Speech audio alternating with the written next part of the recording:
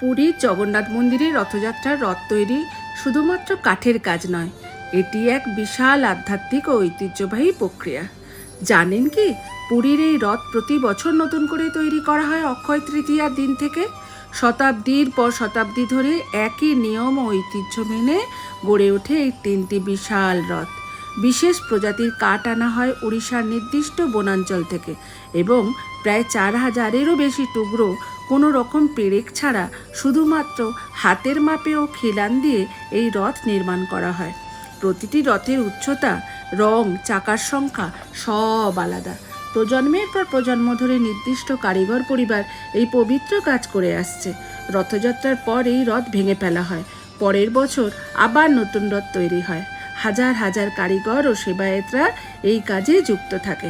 জগন্নাথ দেবের রথ শুধু কাঠের তৈরি বিশাল যান নয়, অনেক আধ্যাত্মিক ব্যাখ্যায় এই রথকে মানুষের শরীরের প্রতীক বলা হয়। উপনিষদে বলা হয়েছে, আমাদের দেহটাই একটা রথ, শরীর হলো রথ ও আত্মা হলো সেই রথের সারথি। আরও গভীরভাবে বললে, রথ হলো মানুষের শরীর, ঘোড়া হলো ইন্দ্রিয়, দড়ি হলো মন ও আসক্তি, সারথি হলো বুদ্ধি, রথের আরোহী হলো আত্মা, আর জগন্নাথ দেব স্বয়ং হলেন পরমাত্মা। তিনটি রথের আলাদা আলাদা নাম আছে। ভগবান জগন্নাথের রথের নাম নন্দিঘোষ, বলরামের তালধ্বজ এবং সুভদ্রার দর্পদলন। জগন্নাথ দেব সেই অন্তরের ঈশ্বর, যিনি আমাদের জীবনের রথেও বিরাজমান।